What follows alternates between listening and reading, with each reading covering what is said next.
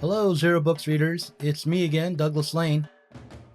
This time I'm on camera, and I'm here to talk to you about Antifa and the alt-right. I'm taking an excerpt from Angela Nagle's essay called Goodbye Pepe, which was written about a year ago for, I think, The Baffler. And in it, she describes how the alt-right is pretty much dead, or at least in shambles, after the fiasco, the PR nightmare that was the Charlottesville protest.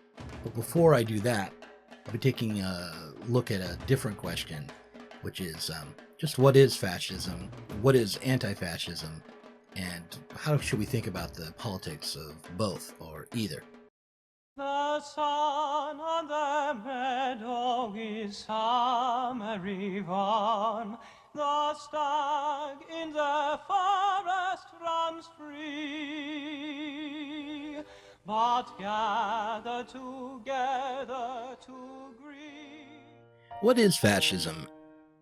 According to the website Live Science, Robert Paxton defined fascism this way. Fascism is a form of political practice distinctive to the 20th century that arouses popular enthusiasm by sophisticated propaganda techniques for an anti-liberal, anti-socialist, violently exclusionary, expansionist, nationalist agenda. In order to understand this definition, then, we'll have to understand two other concepts: liberalism and socialism. Let's turn to a right-wing set of definitions and pin down what distinguishes fascism from other so-called conservative ideologies. The Mises Institute describes the difference between classical liberalism and fascism this way.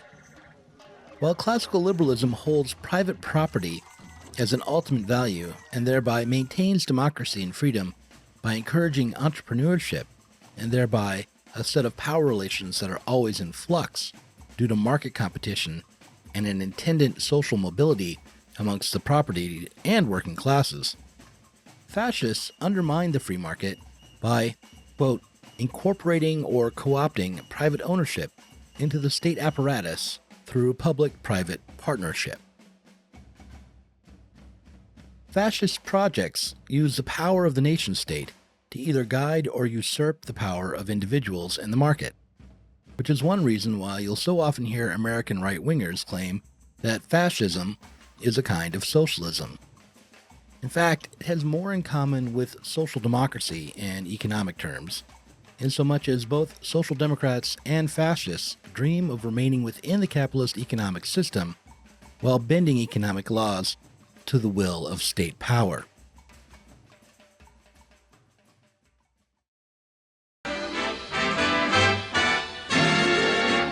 It's now my pleasure to introduce one of America's cleverest and most perceptive humorists, Mort Saar.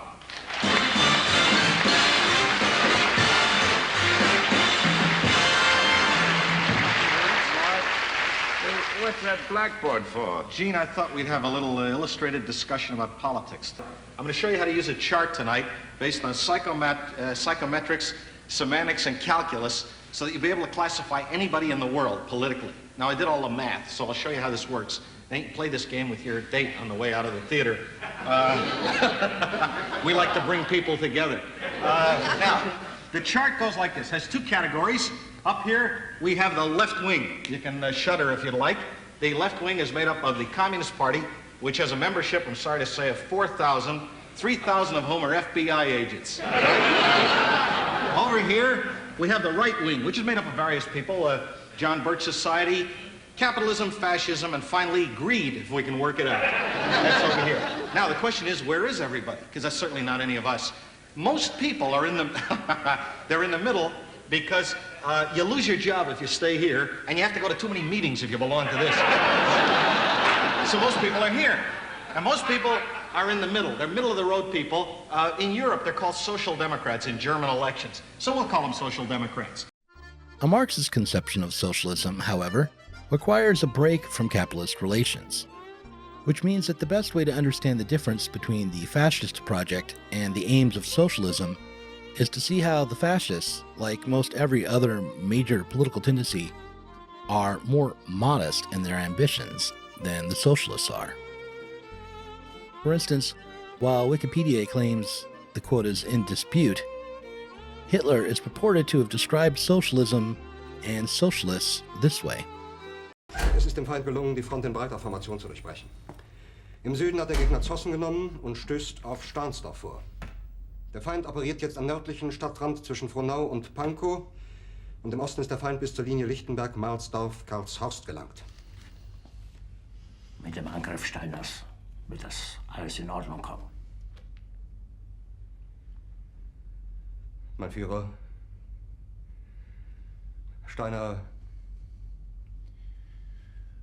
konnte nicht genügend Kräfte für einen Angriff massieren. Der Angriff Steiner ist nicht erfolgt.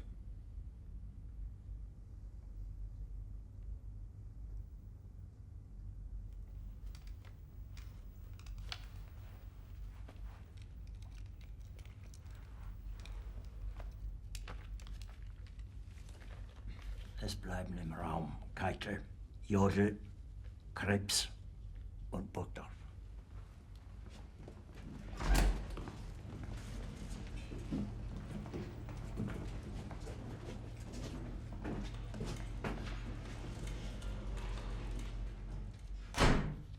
Das war ein Befehl! Der Angriff Steiners war ein Befehl! Wer schickt Sie? Dass Sie es wagen, sich meinen Befehl zu widersetzen! So weit ist das also gekommen. Das Militär hat mich belogen! Jeder hat mich belogen, sogar die SS! Die gesamte Generalität ist nichts weiter als ein Haufen niederträchtiger, treuloser Feiglinge! Mein Führer, ich kann nicht zulassen, dass die Soldaten, die für Sie verbringen... Nicht als Feiglinge! Verreiter, Versager! Mein Führer, was Sie da sagen, ist ungeheuerlich! Die Generalität ist das Geschmeiß des deutschen Volkes! All that being said, the history of 20th century fascism serves as an ample warning against false conflations. For instance, Stalin might have equated social democrats like the German SPD with Mussolini and Hitler, but we should not. The difference between liberal social democrats and reactionary fascists doesn't hinge on domestic economic policies, although these can differ, but along the lines of ideology and political power. The fascists aim at producing social coherence not through democratic institutions and participation in government, but through national and ethnic chauvinism, machismo, scapegoating, and empty appeals to, quote, traditional values. Even the most economistic Marxist, even the worst class reductionist, can easily spot the difference and see the consequences of the difference. After all, the reason fascism is hated and feared is not because of the welfare programs, public expenditures on infrastructure, or tariffs that are associated with it.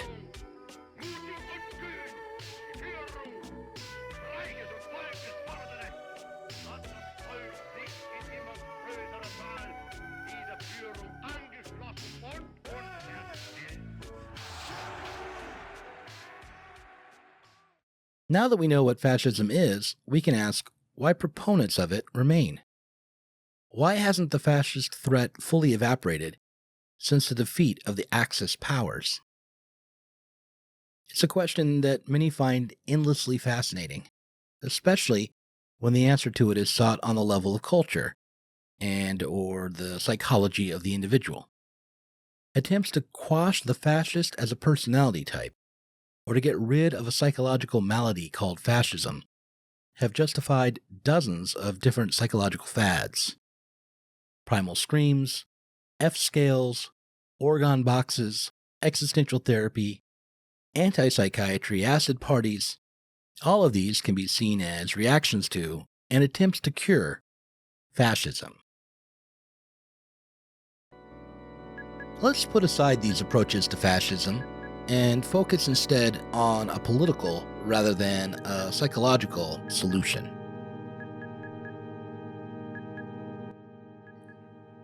In his 1938 essay, Fascism and Big Business, Daniel Guerin wrote that The bourgeoisie resorts to fascism less in response to disturbances in the street than in response to disturbances in their own economic system. The sickness they aim to banish is within, not without.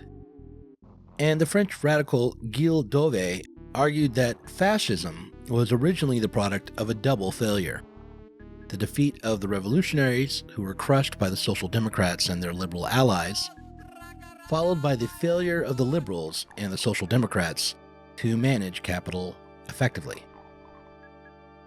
From this perspective, we can see fascist movements as attempts by petty bourgeois sectors to overcome crisis. For socialists, then, the questions we have to answer in any given reactionary moment are these. What is the leading cause of the petty bourgeois reaction? What is threatening their stability and pushing them towards barbarism? Is the main source of instability the political actions taken by revolutionary socialists?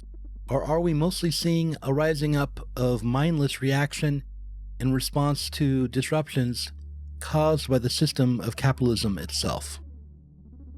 Further, we should consider how deep the disruption runs, how disordered and incompetent the current ruling class really is, and to what extent the fascist forces have the potential to organize a truly political project.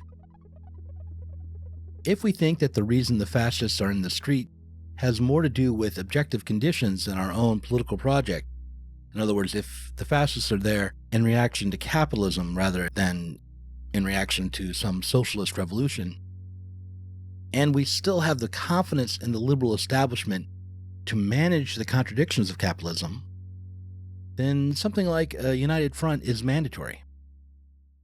But this may be a rare moment, as it means we'll have assessed the fascists to be a true political threat rather than a subcultural expression of petty resentments, delusions, and bile.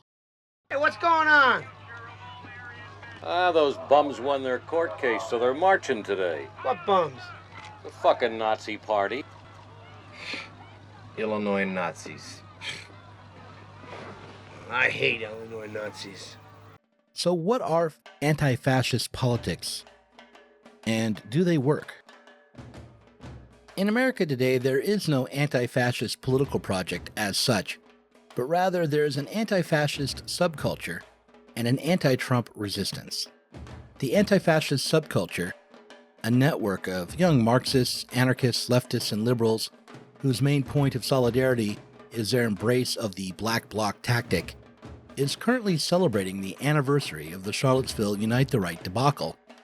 Celebrating because the latest Unite the Right protest was a non-event. They're convinced that they frightened the Nazis off the streets, while the Nazis themselves report that they're afraid of getting arrested and losing their jobs, rather than fearing the bloody nose that black bloc warriors might give them. I contacted the local police. I called the Charlottesville Police Department, and I asked them, I said, I have been told that there's a warrant out for my arrest. And they said that they wouldn't confirm it, but that I could find this out if I, excuse me.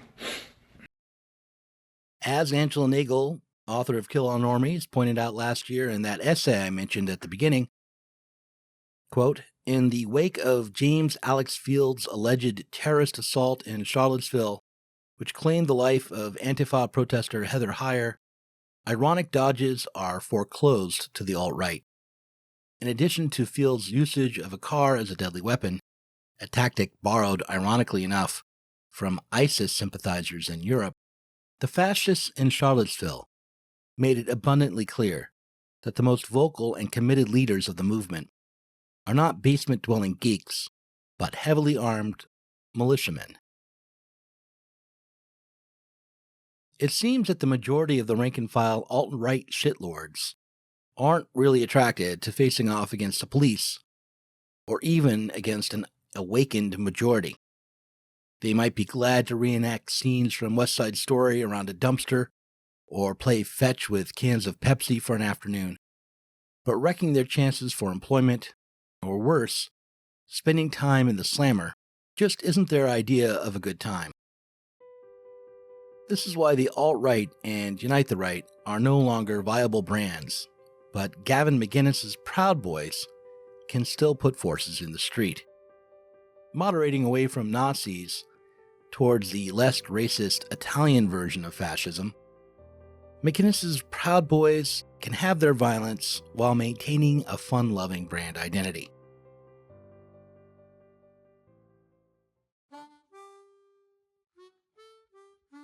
If we think that the fascist threat is real, then the best way to defeat the alt-light version would be to change the context. We can't rely on this crew to fuck up the way Spencer's gang did. We can't rely on them showing up with swastikas or driving sports cars into the crowd. The best way to defeat the reactionaries is to out-organize them, to put forward a more appealing and substantive message. What this probably means is that as long as we think socialism is off the table, and as long as we think the disintegration of the current system hasn't progressed to the point where we need to risk some sort of Hail Mary tactic, our best bet is to join forces with the Sanders wing of the Democratic Party and organize around issues that get people excited. The aim should be to turn out thousands wherever the Proud Boys turn out hundreds, not in order to beat them in a fight, but in order to overwhelm them to the point where they're nearly invisible. We need to change the conversation away from MAGA hats and black bloc bandanas towards universal healthcare, free public universities, workplace democracy, and a living wage for all workers, regardless of their race or gender. Again, if we're going to limit our political vision to what we think can be done within the current system, we still can't afford to only think negatively.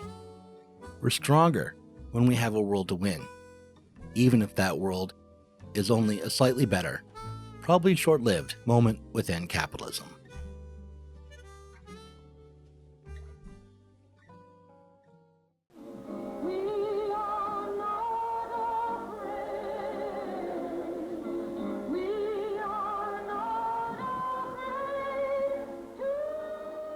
Possible to get a precise estimate of the crowd here, but it's certainly well over 25,000 now and swelling fast.